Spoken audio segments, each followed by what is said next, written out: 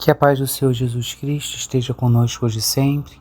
Continuamos o nosso estudo especial de Carnaval do livro Aconteceu na Casa Espírita, como sempre com o nosso convite para que nos recolhamos em momento oportuno, em ambiente tranquilo, onde possamos estar aptos a ouvir os ensinamentos que a espiritualidade superior vem nos trazer.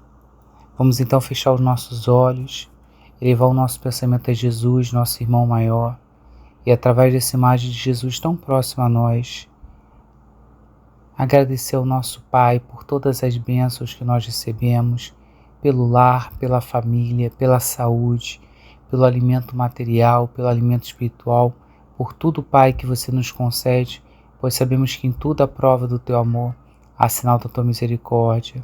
Nosso Senhor, pastor de nossas almas, além de te agradecer, nós pedimos primeiro aos nossos irmãos que já desencarnaram, os nossos amores que estão no mundo espiritual, que eles sintam o nosso amor, que eles sintam a nossa presença, na certeza de que a vida continua e nos encontraremos em outra etapa dessa jornada.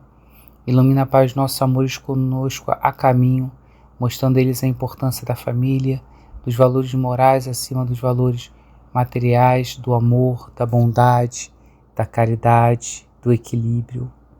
Ampara, Pai, os que sofrem nas ruas, nos hospitais, os que estão em dor e sofrimento nos asilos, nos orfanatos, os que sofrem as consequências dos seus erros nos presídios.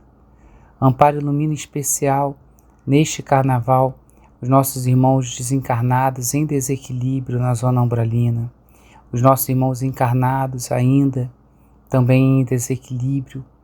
Ampara e auxilia cada um deles e permita que eles possam ser amparados por essa espiritualidade maior, que eles possam despertar para os valores morais, que eles possam encontrar como verdadeira forma de alcançar a felicidade, o equilíbrio e a paz do dever cumprido. Nos ilumina e nos ampara, Pai, na nossa jornada de transformação íntima, na nossa busca por nos auto-melhorarmos. Sabemos que somos imperfeitos, mas sabemos que iremos um dia alcançar a perfeição, que a jornada de progresso é longa. Então pedimos força, fé, coragem para experimentar as nossas provas, expiações, as nossas provações, para que nós possamos vencer um homem velho que existe em cada um de nós ainda. Nos auxilie e nos ampara nesse nosso estudo e permitir, Pai, que possamos cada vez mais colocá-lo em prática.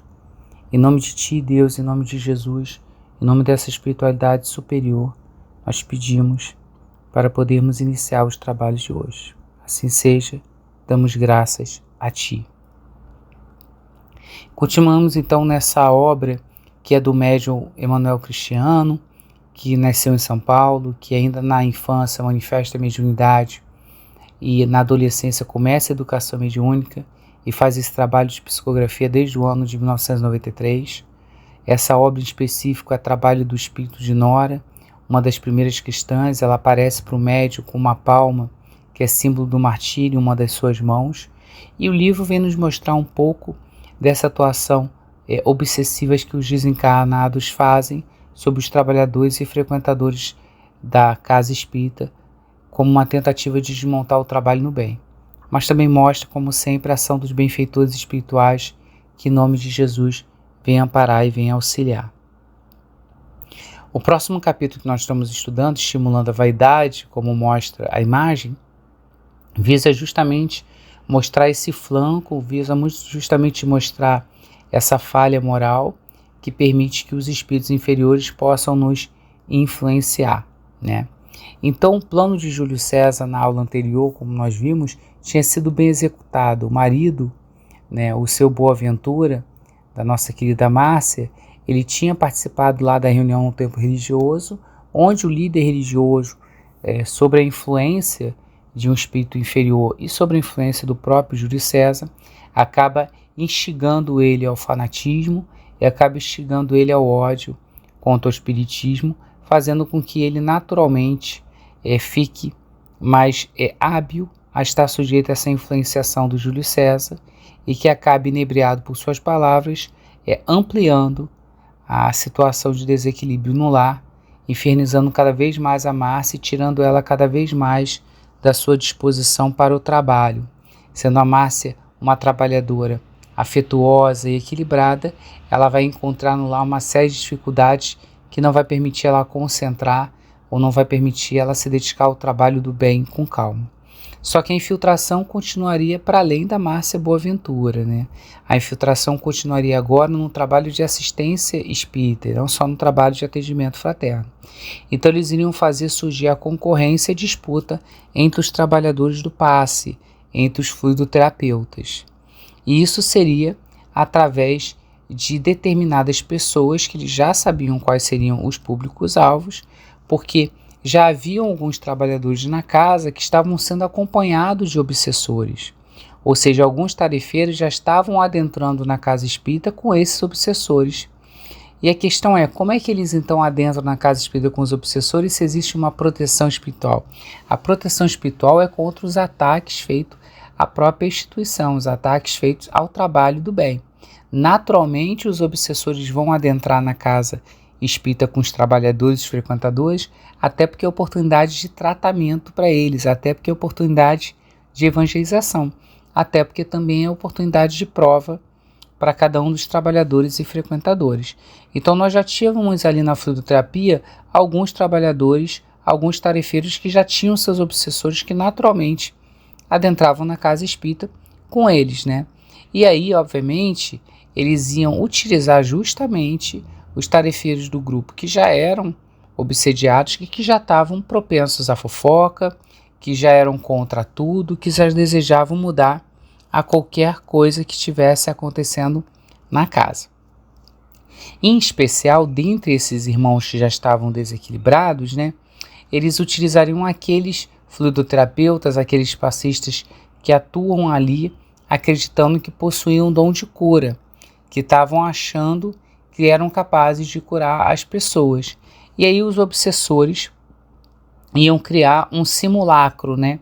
Eles iam fazer com que as pessoas que tivessem obsediada, no momento que ela recebesse o passe magnético, aqueles obsessores se afastariam temporariamente delas, o que daria um alívio, uma mudança vibratória imediata e faria aqueles fluidoterapeutas acreditarem que eles tinham feito a cura e que tinham feito a cura imediata. E isso estimularia justamente eles a acharem que eram verdadeiros médios de cura, estimularia justamente eles a vaidade. Não quer dizer que eles não eram de fato portadores de fluidos magnéticos que em determinadas circunstâncias poderiam, de acordo com o merecimento, com a qualidade do fluido, tudo aquilo que a gente vê na Gênese, ser utilizado como uma forma que de fato dá o alívio para determinadas questões de natureza espiritual. Porém, a grande questão era que eles queriam ter esse dom de cura, eles queriam por vaidade ter essa posição. Então os obsessores utilizariam justamente esse desejo, essa vontade para conseguir.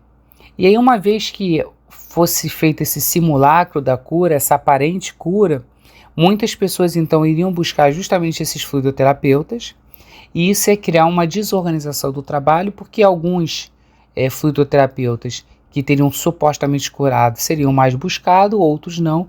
Isso geraria uma desarmonia e tudo mais, porque as pessoas estariam buscando aqueles que tivessem os recursos magnéticos melhores, aqueles que tivessem potencial de cura. Então ele ia utilizar um pouco também da própria inocência dos frequentadores que não compreendem muito bem a questão. Eu tenho utilizado muita expressão fluidoterapeuta porque eu não gosto muito da expressão passista. Aquele que aplica o passe magnético, me parece que a expressão adequada para ele é utilizar a expressão fluidoterapeuta, porque na verdade o que ele está fazendo é uma terapia fluídica, né?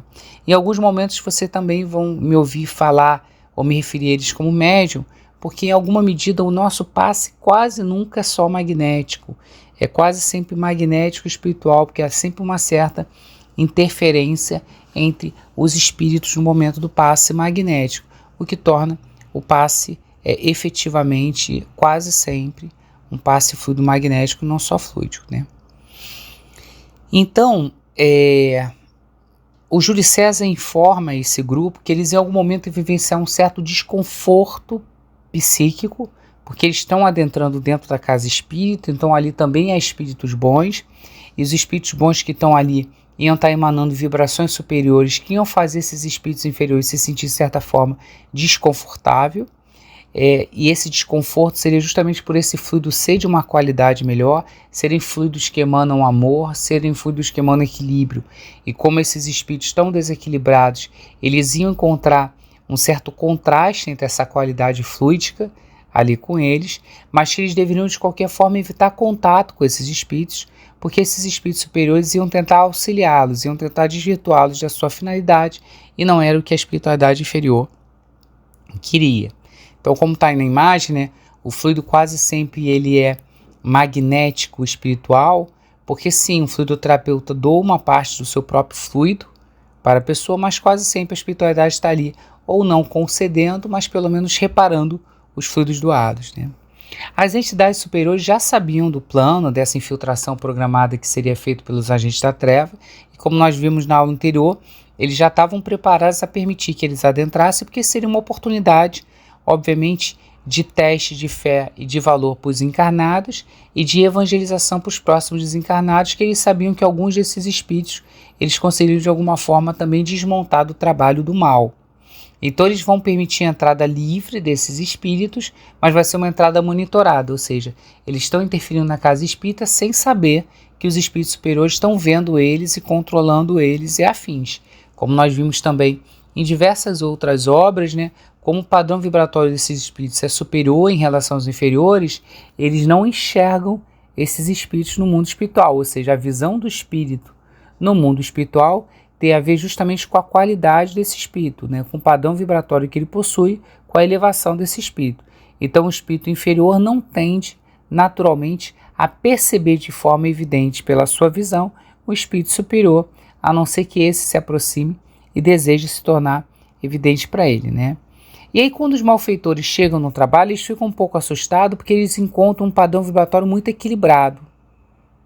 Eles encontram ali na sala de assistência, né, na sala do passe, um padrão bem elevado. Mas eles encontram ali a Maria Souza, que é aquela que já vinha acompanhada para a casa espírita de obsessores e que ela já tinha aqueles flancos, ela já tinha aquele campo mental aberto para esse tipo de influenciação. E a Maria Souza, ela era uma trabalhadora que ela tinha sinceridade na ajuda, ela realmente buscava ajudar de forma sincera ali no passe, só que ela sonhava em ser uma grande magnetizadora, ela sonhava que ela queria ter poderes de curar todo mundo, de ser reconhecida por esses poderes de cura. E aí esse desejo de curar muito mais pelo orgulho, pela vaidade, muito mais pelo reconhecimento dos outros, acabava anulando as intenções dela, e como nós também já vimos nos fluidos, né, os fluidos são modificados ou são manipulados pela intenção do espírito, que não só vai dar força a esse fluido, mas também vai lhe dar a qualidade. Então, se a intenção dela não é de ajudar o próximo, mas de enaltecer a sua própria vaidade, ela não consegue mobilizar o fluido de uma forma efetiva e ela não consegue dar a qualidade de cura justamente que ela deseja para esses fluidos, né? Então o desejo tanto dela de ser capaz de durar por vaidade acaba fazendo que ela não vai ser capaz de curar, porque ela não está dando a vontade sincera e necessária de curar os outros para que esse fluido assuma justamente essa função. Então a Maria Souza já acabava sobrecarregando a equipe espiritual, porque como ela não atuava com as melhores intenções e como ela não atuava com o melhor dos fluidos, acabava que a própria equipe espiritual tinha que atuar no lugar dela. E aí chega então nesse grupo uma senhora que está curvada de uma forma muito grave, porque ela está envolvida ali por uma turba de obsessores. Então a gente sabe que a obsessão é uma doença psíquica, né? Uma doença, é um flagelo moral que a humanidade vivencia, como o próprio Manuel Flamengo de Miranda chama atenção, um dos mais gravosos, onde espíritos inferiores tentam lograr domínio sobre outros espíritos, né? E ela estava obsediada por vários espíritos, e nós sabemos que, embora a obsessão seja uma chaga moral, ela gera repercussões físicas. Então, naturalmente, o obsediado vai enfrentar problemas de saúde no corpo físico como consequência desse intercâmbio mental de energias deletérias, como consequência desse intercâmbio mental, obviamente, com essas entidades em desequilíbrio. Então, ela chega curvada, ela chega com falta de energia, com apatia, como decorrência do processo obsessivo. E ela acaba se sentando justamente aonde a Maria seria responsável por ministrar o passe magnético, né? E aí a espiritualidade superior se afasta, porque ela está vendo as trevas ali atuando, então ela vai afastando os espíritos inferiores que ela consegue mobilizar naquele momento. Então, como essa senhora veio com muitos espíritos, alguns são recolhidos, são tratados, mas alguns espíritos que estão ali não são entidades ociosas obsediando ela, são entidades malfeitoras, são espíritos vingativos de outra encarnação do pretérito passado dela, né, que acaba trazendo consequências nessa encarnação, que é muito comum, né? O processo obsessivo quase sempre envolve vínculos que ultrapassam essa encarnação, são vínculos ou grilhões de ódios que precisam ser rompidos e transformados em vínculos de amor. Então, alguns desses espíritos endurecidos estão ali presentes, se a espiritualidade superior não consegue afastar eles, porque existe um vínculo ali a ser rompido, e a própria autora, Nora, chama a atenção de que só a sincera transformação moral dela, só a modificação íntima dela pelo amor, libertaria os algozes, que eles veriam que ela não é aquela pessoa que lhes fez tanto mal em outra vida. E eles acabariam se afastando dela em algum momento. O Júlio César, vendo então aqueles espíritos endurecidos perto dela, ele entra em contato com esses obsessores e ele promete uma troca, ele faz uma troca de favor, dizendo que ajudaria eles em qualquer outros propósitos, se eles se afastassem dela por uns 6 meses, por exemplo, né? Que era o período para justamente ela achar que era uma cura e que a cura tinha sido provida justamente pela fluidoterapeuta ali em questão.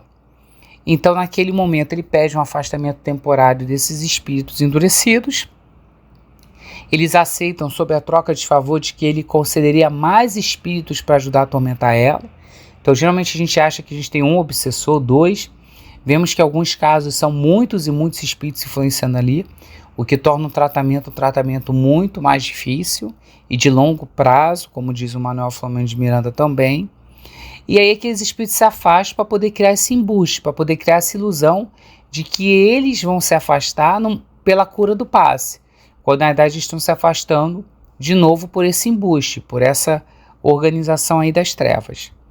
E a equipe espiritual até aproveita esse momento que esses espíritos malfeitores saem para também fazer o socorro de alguns. Eles conseguem até socorrer alguns, mas eles não vão interferir na relação entre o obsediado e a fluidoterapeuta, porque eles vão permitir que o nosso livre-arbítrio oriente sempre as nossas questões, que é o que está por trás da própria ideia da doutrina espírita, de que nós somos livres na semeadura, mas a colheita é obrigatória. Uma vez que esses espíritos imediatamente saem durante o passe, né, a senhora sente uma vitalidade imediata e, como foi ao mesmo tempo, ela acha que aquela saída, aquele bem-estar que ela está vivenciando é fruto justamente da mediunidade da Maria, é fruto justamente da qualidade dos frutos dela. E ela começa a enaltecer o orgulho dela, dizendo que ela é uma excelente médium, que ela conseguiu curar ela e tudo mais. O dirigente da reunião percebe a situação e até tenta conter os excessos, corta ali a conversa. Mas a semente já tinha sido instalada, porque a Maria já vai começar a achar que se ela é realmente médium de cura e que ela realmente está curando as pessoas. E aí o Júlio César vai aproveitar isso e vai fazer com que isso ocorra sistematicamente por várias semanas. Ou seja, pessoas vão chegar, ele vai fazer acordo com os obsessores delas e no momento que houver o passe magnético elas vão se afastar e vai criando na sensação da Maria a ideia de que ela é uma médium de cura, que ela é fantástica, que ela cura as pessoas e que ela pode realmente ajudar muito mais. Então, o Júlio César começa a ver um campo mental aberto, né? Ou seja, quando nós não controlamos os nossos pensamentos, nós abrimos o nosso campo mental para a sintonia desses espíritos perversos. E aí o Júlio César vai sintonizar com a mente dela e vai reforçar esses pensamentos de vaidade, vai reforçar esses pensamentos de que ela é uma médium potencial de cura, que é capaz de realmente resolver o problema das pessoas. E aí ela mesma começa a ficar envaidecida e começa a espalhar suas capacidades, falando para as pessoas de que ela atendeu uma ou outra pessoa no passe magnético e que ela curou essas pessoas. E aí vários frequentadores da casa espírita já começam a ir naquela reunião, naquela sala, procurar o passe magnético da Maria. E aí começa a se instaurar a perturbação no trabalho, que era o que Júlio César pretendia. Porque alguns companheiros, diante da situação, vão perder-se na indignação, na maledicência, e vão começar a criticar a postura da irmã, achando que a postura dela é inadequada. Então, muito cuidado, porque a obra aconteceu na casa espírita. É uma reflexão para a gente que é trabalhador. Uma vez uma trabalhadora que eu amava muito, que já desencarnou, me trouxe uma lição que eu nunca vou esquecer, que o marido dela trouxe para ela, e que eu repasso a todos nós, que toda vez que nós vermos alguma coisa de errado na casa espírita, nós devemos olhar e guardar a lição para nós. Mas jamais devemos ser aquele que vai turbar. Jamais devemos ser aquele que vai criar a confusão, que vai fazer o comentário com o objetivo de criar maledicência. Mas observar o que não podemos fazer, que o que nós podemos controlar é o que está dentro da nossa esfera de atuação. E alguns outros companheiros passavam a apoiar ela, que era uma médium fascinada, também fascinando-se, né? Ou seja, eles também estavam se fascinando, porque eles também estavam acreditando numa cura milagrosa, no potencial ali da fluidoterapeuta.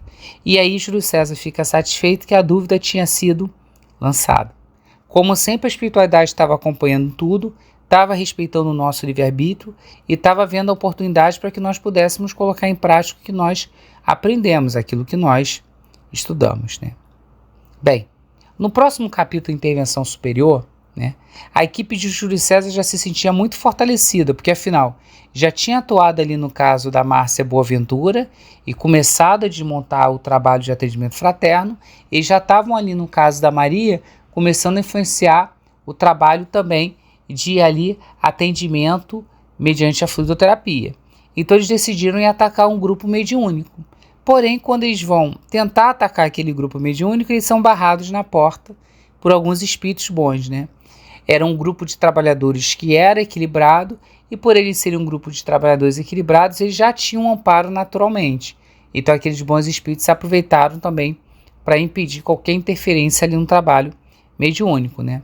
Júlio César então começa a protestar, os espíritos percebem a cena, mas eles nem aparecem ainda para ele, porque ele estava aguardando o momento certo, que é o momento que o Júlio César começar a perceber que ele não vai conseguir realizar os seus planos, aquele momento que o Júlio César começar a perceber que a espiritualidade superior está atuando. Então ainda não era o momento de conversar com o Júlio César, era o momento de esperar. Enquanto eles estavam efetivamente impedindo a atuação do Júlio César naquele grupo, um espírito benfeitor se aproxima de Gonçalves, aquele capataz que nós vimos nos capítulos anteriores, que atua como secretário direto do Júlio César, né? E ele acaba lançando palavras muito afetuosas, chamando a atenção que o irmão estava com um semblante de dor, de sofrimento, que ele mesmo estava se infligindo mal, porque aquele que pratica o mal acaba se sentindo mal. Como diz Emmanuel, né? É tomar veneno achando que envenena o outro, né? E ele começa a dialogar com ele, começa a dirigir palavras bem afetuosas, começa a dirigir para ele fluido magnético, emanando aquele amor, emanando tudo.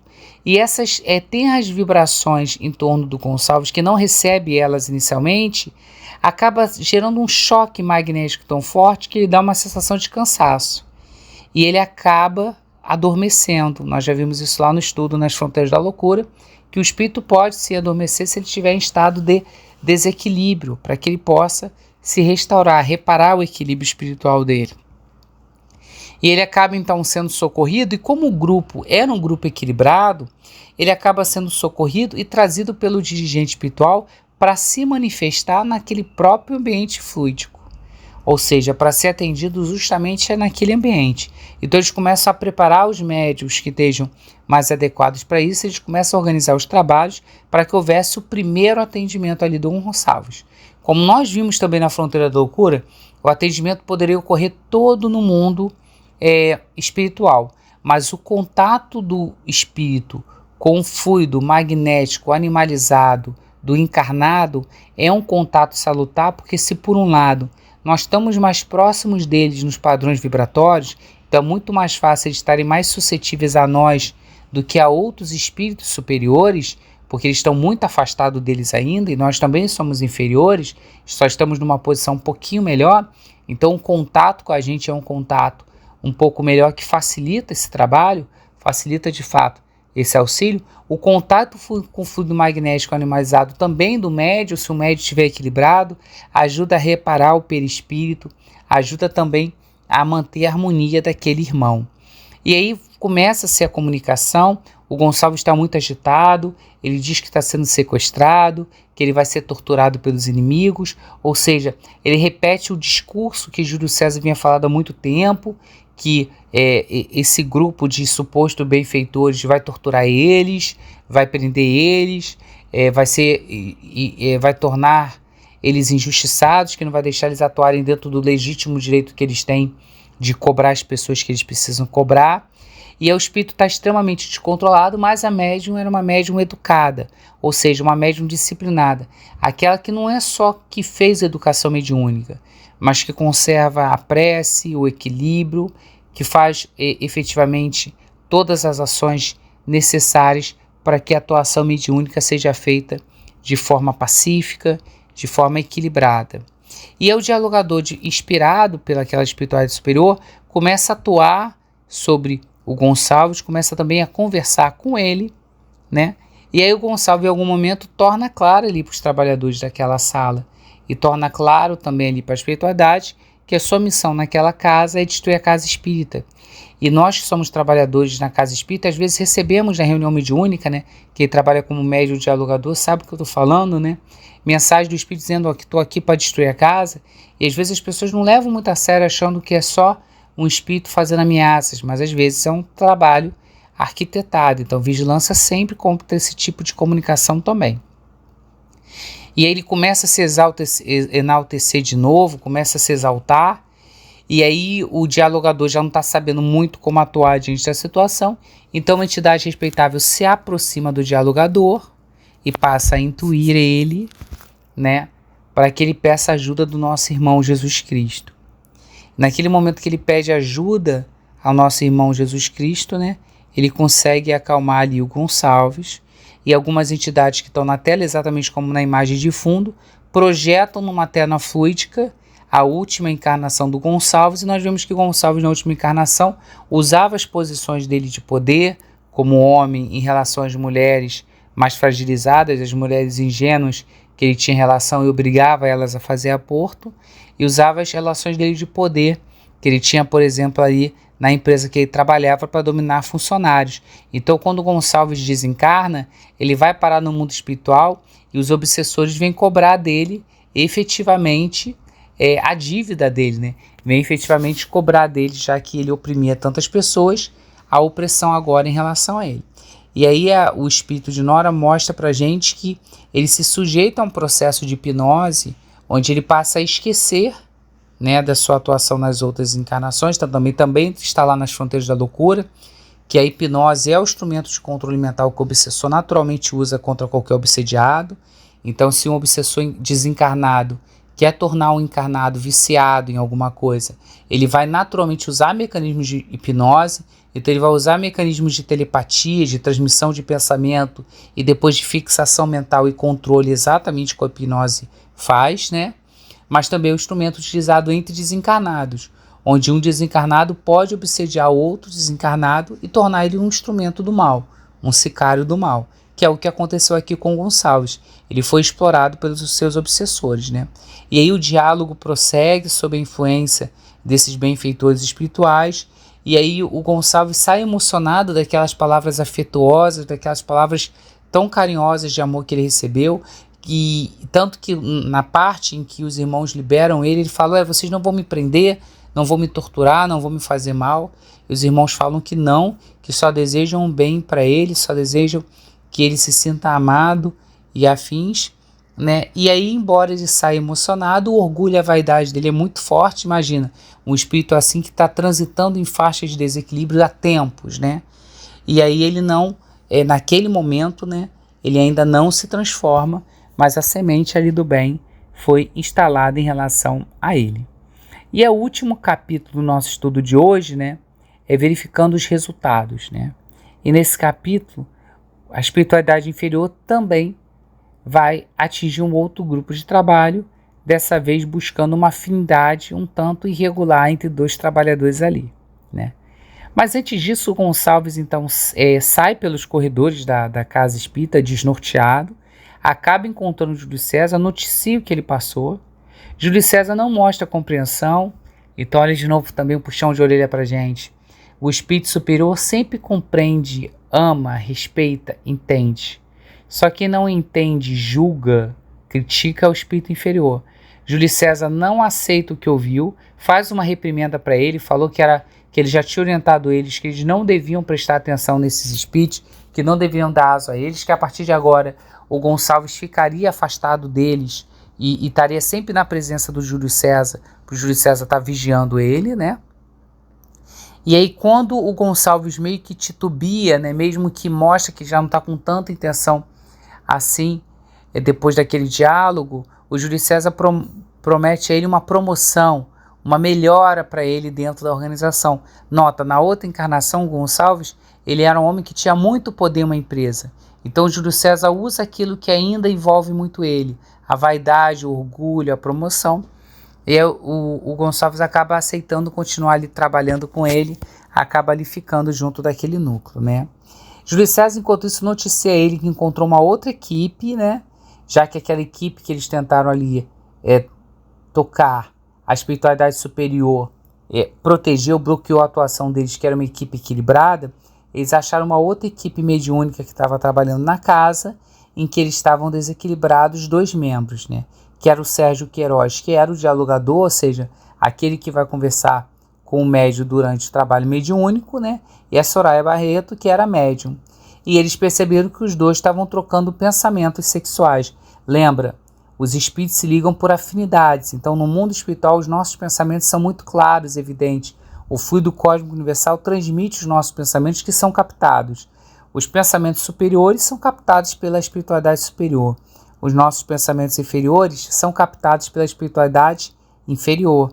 Então a espiritualidade inferior sentiu aquele padrão vibratório, aquela sintonia que existia entre o Sérgio e a Soraya, que estavam ali dentro da casa espírita, trocando pensamentos de ordem sexual. E nesse momento a Nora relata pra gente, né, de que a Soraya era uma médium que não era muito educada, ou seja, ela não estava buscando muito a sua educação mediúnica, porque lembra que a educação mediúnica é uma educação das nossas más tendências. A melhor forma do médium se educar é ele tentar ser melhor a cada momento. Então a história do Chico Xavier é uma história belíssima, porque vários relatos da vida do Chico Xavier são relatos que o Emmanuel, que a espiritualidade superior exige dele sacrifício e renúncia, como forma da própria educação moral, espiritual e mediúnica dele. Então o momento em que, por exemplo, a vizinha lá do Chico Xavier envenena o cachorro dele, e aí ele fica muito magoado, e a espiritualidade superior pede então que ele buscasse aquilo que ela mais desejava, e ele descobre que era uma máquina de costura e comprasse para ela, que era para ele vencer ainda a mágoa nele. Então a melhor forma de fazer educação mediúnica é o médium educar os seus sentimentos, disciplinar as suas emoções, tentar se tornar melhor. E aí, nesse caso, a Soraya não fazia isso, ela não tinha o hábito de ir ao estudo, então outro puxão de orelha também da espiritualidade superior. Para nós, principalmente o trabalhador que trabalha muito tempo na casa espírita, acha que já estudou todos os livros, acha que já entende tudo, a importância do estudo, porque cada lição nova traz um aprendizado diferente, cada momento que a gente estuda, a gente está aprendendo algo diferente, né? E ambos, tanto a Soraya quanto o Sérgio, eles eram casados. E embora eles fossem casados com pessoas respeitosas, embora fossem casamentos com pessoas equilibradas, tanto a Soraya quanto o Sérgio não eram felizes no casamento. Ou seja, nós trazemos as nossas más tendências, nós trazemos o nosso psiquismo, os nossos atavismos das outras encarnações, ou seja, as nossas más tendências que estão fixadas ali, os nossos desequilíbrios. Então, embora nessa encarnação eles estivessem num relacionamento sério e equilibrado, eles ainda trazem aquelas más tendências que faz com que eles procurem outro tipo de relacionamento, que eles busquem outro tipo de questão. E eles não se sentiam felizes. Então tome muito cuidado com essa busca pela felicidade. Todos nós somos espíritos, todos nós fomos destinados à felicidade.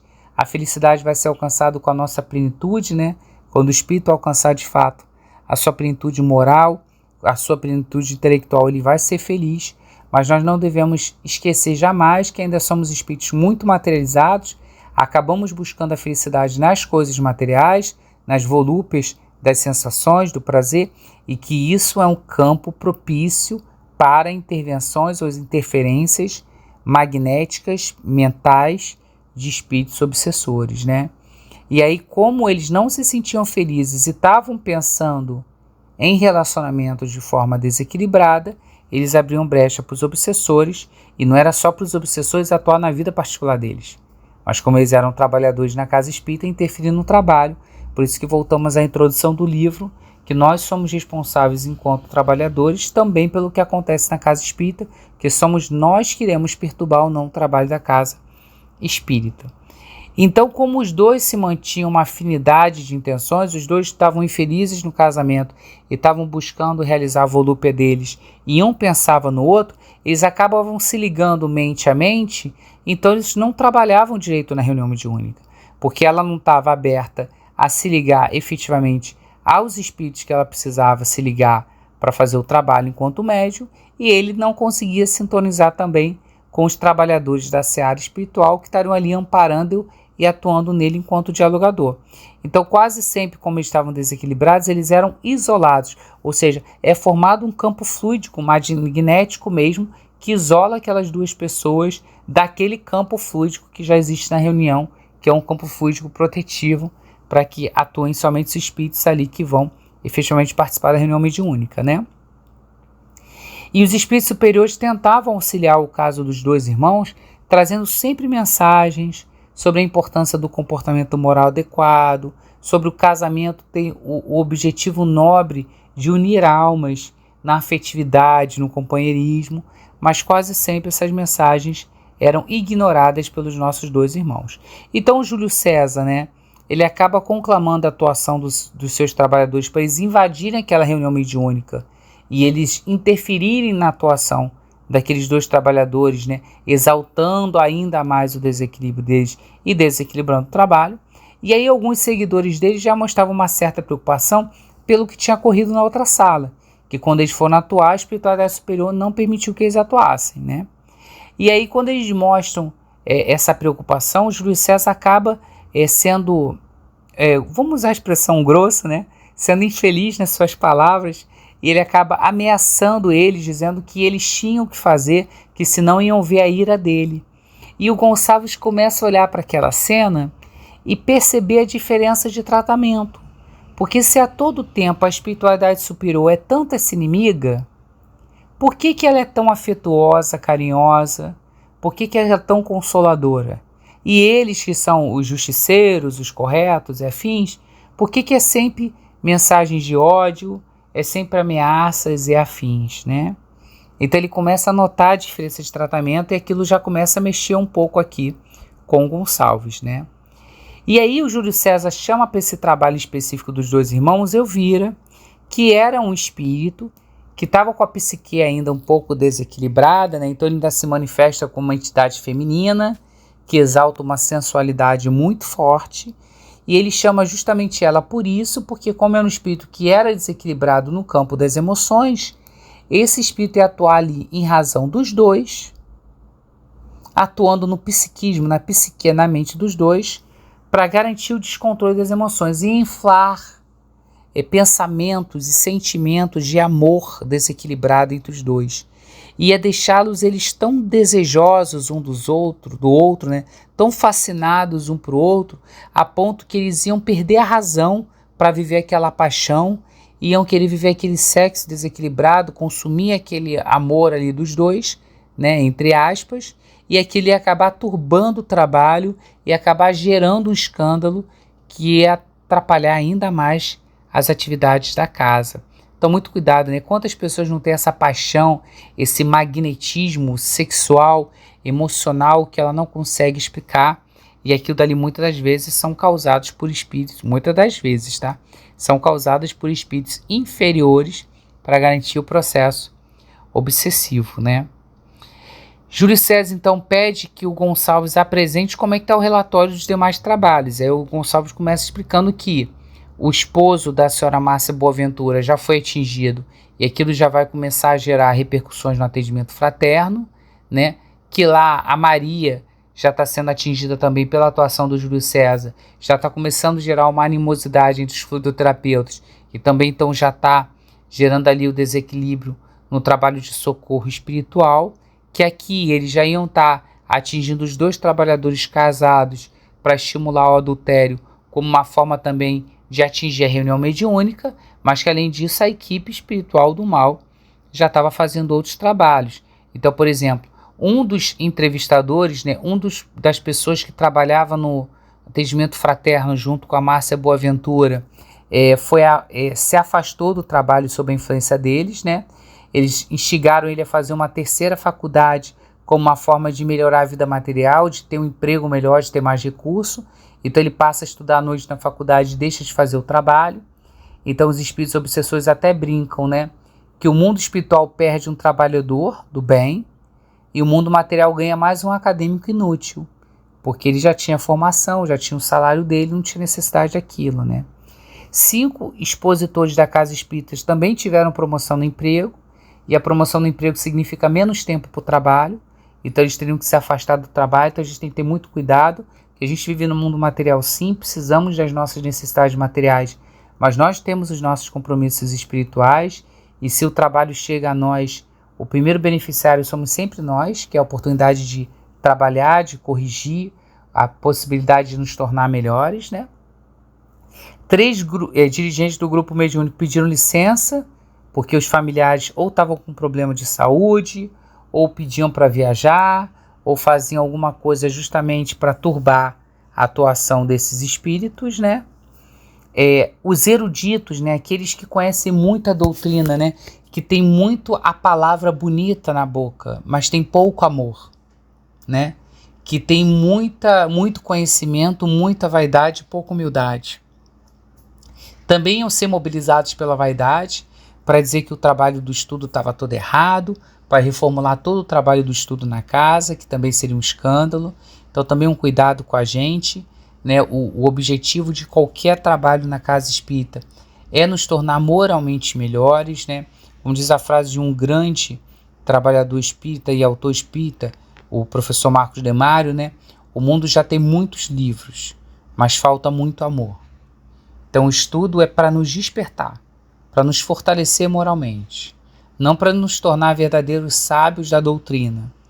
Mas vale perante aos olhos da espiritualidade superior o trabalhador que pouco ainda conhece a doutrina, mas desenvolve muito mais na semeadura das suas ações o amor e a caridade, do que aquele que muito mais conhece, mas pouco trabalha, como os fariseus que muito conheciam do livro sagrado, mas pouco faziam bem. 300 processos de obsessão simples para atrapalhar diversos trabalhos espíritas. Eles foram obsediando outros trabalhadores, outros frequentadores, para também começar a gerar pequenos melindres, dificuldades.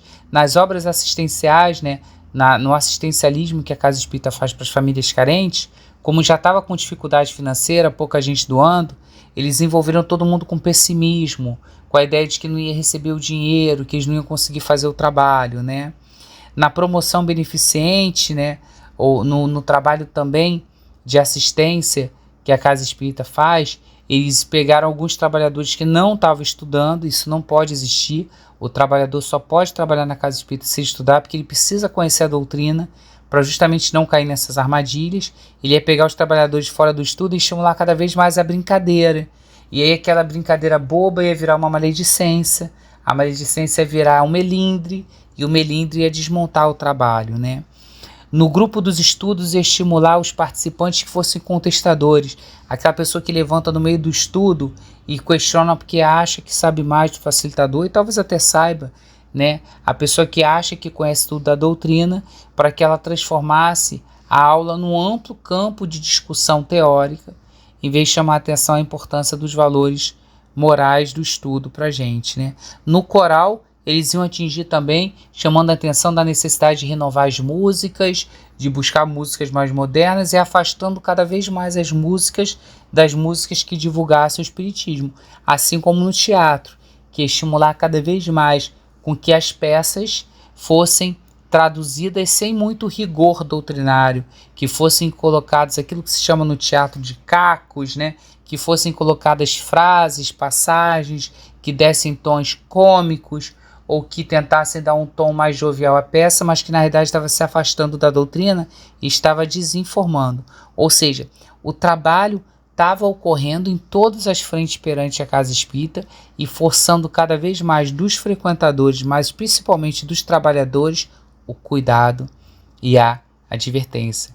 Isso tudo, gente, no plano espiritual, de uma forma não ostensiva. Então devemos ter muito cuidado, porque a espiritualidade atua sem que nós possamos ver e sem que nós percebamos muitas das vezes que nós somos instrumentos. Então a importância da nossa vigia, a importância da gente entrar no templo espírita, entender que estamos ali indo realizar um trabalho do bem e deixar qualquer pensamento que seja fora disso, longe de nós, deixar qualquer melindre, dificuldade, julgamento, tudo para fora. Temos que contribuir com a espiritualidade superior, emanando o melhor do nosso equilíbrio ali na casa espírita.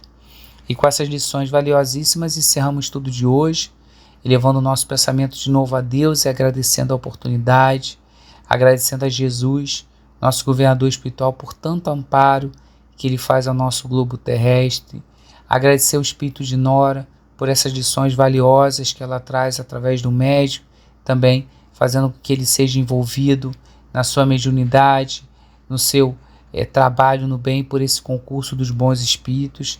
Te pedimos pelos espíritos que participam desse trabalho, que eles continuem amparando a todos nós, a podermos continuar estudando, aprendendo, acompanhando essas aulas. Te agradecemos os nossos espíritos protetores, nossos espíritos familiares, sempre conosco, nos amparando, nos auxiliando, nos abraçando, né? Estando sempre conosco na nossa jornada.